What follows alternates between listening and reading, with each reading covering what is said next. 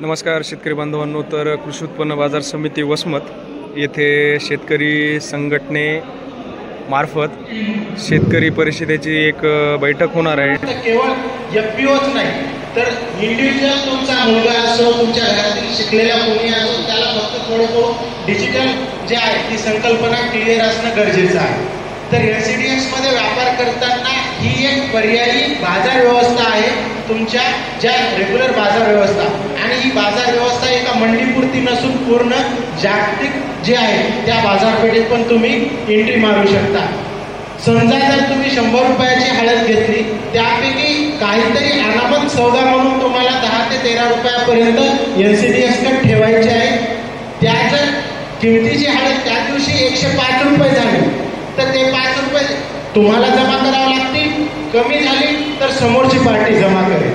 आणि हा जो सौदा आहे एप्रिलचा सौदा तुम्ही आज खरेदी करून ठेवू शकता. आणि तो झाल्यानंतर एप्रिलला तुम्ही माल डिलिव्हरी केल्यानंतर पूर्ण पैसे तुम्हाला येतात. म्हणजे हे खूप काही करा वगैरे असं इतकं काही किचकट नाही. नाहीतर डॉक्युमेंटेशन्स वगैरे तुम्ही खूप किचकट होता. तर अगदी अशा छोट्याशा उदाहरणावरून तुम्ही फक्त यासाठी एवढीच एक गरज आहे तुम्हाला की तुम्हाला कम्प्युटर नॉलेज पाहिजे. त्यानंतर जी इंटरनेटची सुविधा आतापर्यंत तळागाळात नव्हती ती आता सगळीकडे पोहोचलेली आहे. आणि येणाऱ्या वर्षात तर ती आणखी सुलभ आणि चांगली होईल. म्हणून जितकं होईल तुमच्यातील जे घरचे आहे म्हणजे एफपीओ तुम्हाला वाटेल की फक्त त्याच्यासाठी उत्पादक कंपनी करावं लागेल का, असं काहीच नाही. जो इंडिव्हिज्युअल व्यापारी लायसन्स काढतो तसंही तुम्ही एनसीडीएक्स मध्ये तुम्ही स्वतः एक तुमचं अकाउंट क्रिएट करू शकता. त्यासाठी जनरली जसे बँकेत तुम्ही हे करता त्याच्यासोबत तेवढेच डॉक्युमेंट लागतात तुम्हाला. वेगळं काही करण्याची गरज नाही. जर कंपनी असेल तर ती त्याचसोबत एफपीओ आणि स्वतःची कोणाची प्रायव्हेट कंपनी असेल ती पण त्याच्यामध्ये सौदा टाकू शकते.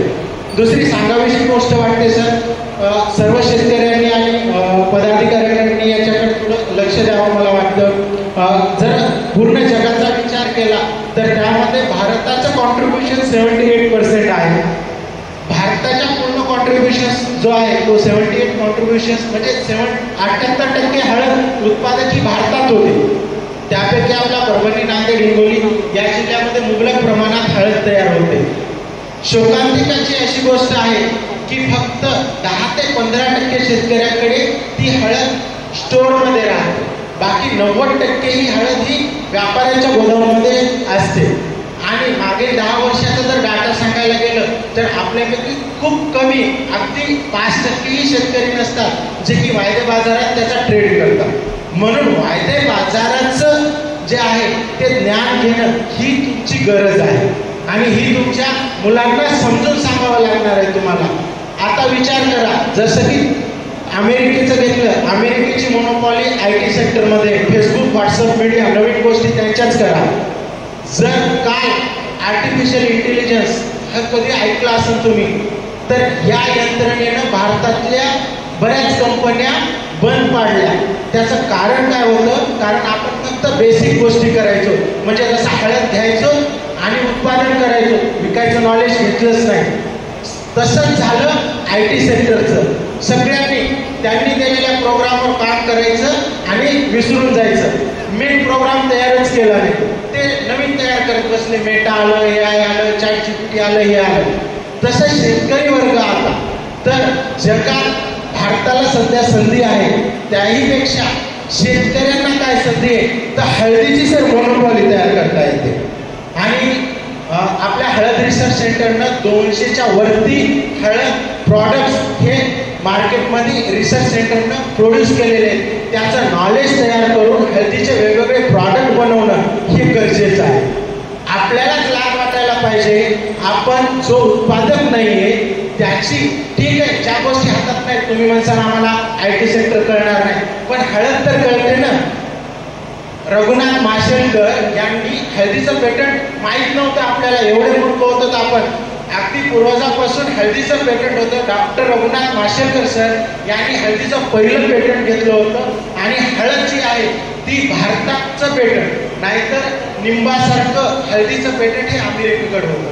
रघुनाथ माशेलकर सरांनी हळद, कदाचित ही गोष्ट आपल्याला आणि आपल्या लेकरांना माहीत नाही, मग आता इथून पुढे त्यात ती संधी आहे की या हळदीची प्रोसेस करू. आणि दुसरी संधी दिलेली आहे तुम्हाला की हळद जी आहे तिच्यामध्ये आपल्याला प्रॉडक्ट तयार करून ती विकण्याची आणि ती तुम्हाला इंटरनॅशनल मार्केटमध्ये विकता येते. गेल्या वर्षीचा आकडा बघितला तर त्याच्यामध्ये 20 ते 30% निर्यात वाढलेली आहे आणि हळदीची निर्यात ही थांबणार नाही. ही सगळ्यांना लागणारी गोष्ट आहे. टर्मेरिक, कॉस्मेटिक आणि इतर बऱ्याच साऱ्या वस्तू आहेत. सर इव्हन दो इस्रोमध्ये पण आता आणि अंतराळात परत मला आणखी नॉलेज नाही आहे, पण माझे काही सहकारी सांगतात म्हणजे अंतराळात जर काही फंगिसाईड वगैरे रेजिस्ट करत असाल तर त्याच्यासाठी आपल्या हळद उपयोगी येणार आहे. म्हणून हळदीच्या वेगवेगळ्या जातीवर तुम्ही केलेल्या नवीन प्रयोगावर ऑर्गॅनिक हळदीवर तुम्हाला जो आहे तो करण्याची संधी आहे. सर दुसरी सर्वात महत्त्वाची गोष्ट, सोयाबीन आलं तुम्हाला व्यवहारासाठी विकावं लागणार आहे. कापूस आला व्यवहारासाठी तुम्हाला विकावं लागणार आहे अर्जंटली. ही जी दहशत पसरली ना व्यापारी वर्गात असो किंवा बाकी सर्व, याचं सगळ्यात ठोस कारण मला वाटतं. पण हळद असं आहे की तुम्ही काही कालावधीसाठी त्याला स्टोअर करू शकता. दुसरी गोष्ट, स्टोअर करण्यासाठी खूप मोठा खर्च नाही लागणार. तुम्ही घरात व्यवस्थित वाळवण केली तर फक्त हळदीत एकच पॅरामीटर येतो. पहिल्यांदा एप्रिल मे जून मध्ये हळद 20% मॉइश्चर पकडते. एवढ्यासाठी जर आपण काही टेक्निक वाढवल्या, सूर्याचीच मदत घेऊन त्याला चांगले ड्रायर वापरले तर आपली हळद तुमच्याच घरामध्ये 8-8 महिने स्टोअर राहू शकते. तुम्हाला वेअरहाऊसची गरज नाही आणि कुठल्याही प्रकारची गरज नाही. बॉइलिंग पॉईंटचा इश्यू यायला आपण त्याच्यात चकत्या करून वाळू घालून पण ठेवू शकतो. शेतकरी शिजवण्यासाठी जेवढा वेळ होतो तेवढा ती काही मोठी प्रोसेस नाही. म्हणून ही दहशत पसरलेली आहे व्यापारी वर्गात आणि इतर कंपन्यांमध्ये. कदाचित हा व्यवहार जर सटकून शेतकऱ्यांकडे आणि FPOच्या हातात गेला तर ती आपली मोनोपॉली तयार होईल. तुम्ही साधा विचार करा, कार्डशिवाय तुम्ही जगू शकत नाही. तसे जवळपास कॉस्मेटिक इंडस्ट्री जी बघता, त्यानंतर मेडिसिनल इंडस्ट्री ही हळदीशिवाय जगू शकणार नाही. आणि ती जर तुमच्याकडे आली तर ही आपली मोनोपॉली असेल की माझ्या हळदीला माझा किती रेट पाहिजे, ही दुसऱ्याकडे आहे. आणि ही तुम्हाला सुवर्ण संधी आहे.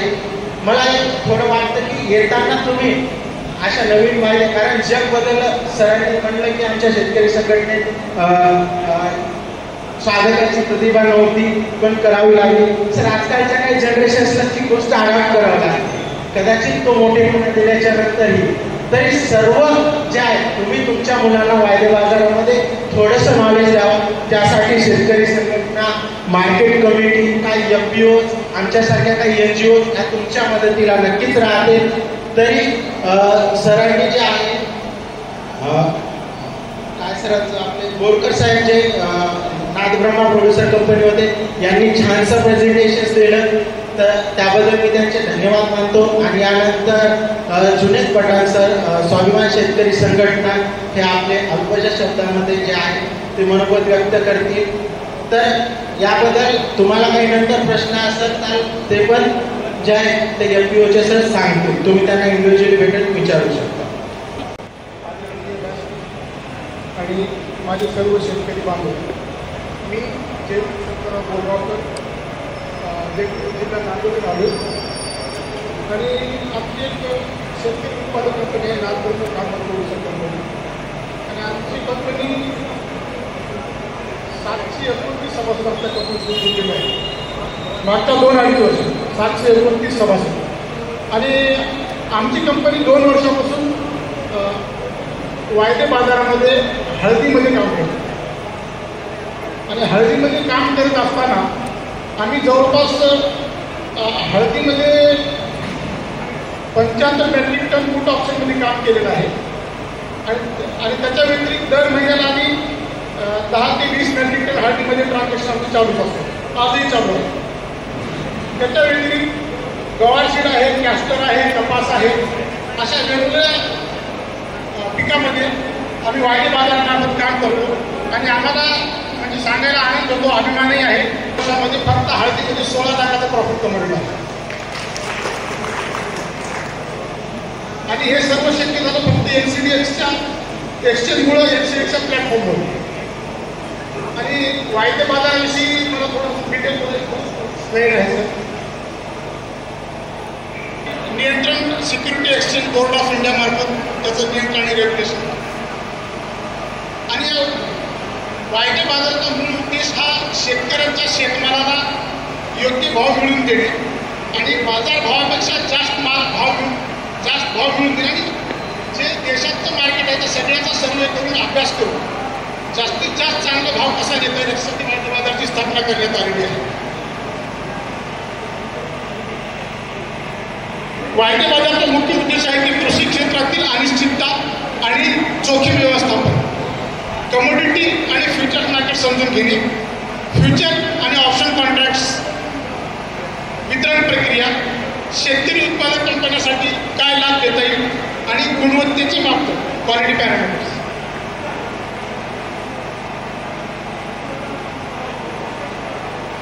कृषी क्षेत्रामध्ये अनिश्चितता 2 प्रकारचे, पण इथं एकही आलं नाही. आम्ही पाहिलं 8 दिवस मार्केट बंद झालं तरी शेतकऱ्याच्या बाजूला कोणीच बोलायला तयार नाही. म्हणून आम्हाला नाईलाजाने ही परिषद बोलावी लागली. मित्र हो, जे गरीब राहते ना त्याचाच बळी दिला जातो. वाघाचं पिल्लू कोणी नेत नाही कापायला, कारण ती वाघीण त्याला फोडून खाती, पण शेळीचं पिल्लू तिच्या समोर कापतात तरी ती डोळ्यातून आसू गळून जागेवर राहते, काहीच करीत नाही, तिचं पिल्लू कापल्या जाते. मित्र, एवढा अन्याय झाला तरी शेतकऱ्याच्या बाजूने कोणी बोलणं आणि शेतकऱ्याला ते विषय कळणं असा झाला. म्हणून याविषयी जागृती निर्माण करा हा आमचा यामध्ये उद्देश आहे. या ठिकाणी मी माझी रजा घेतो.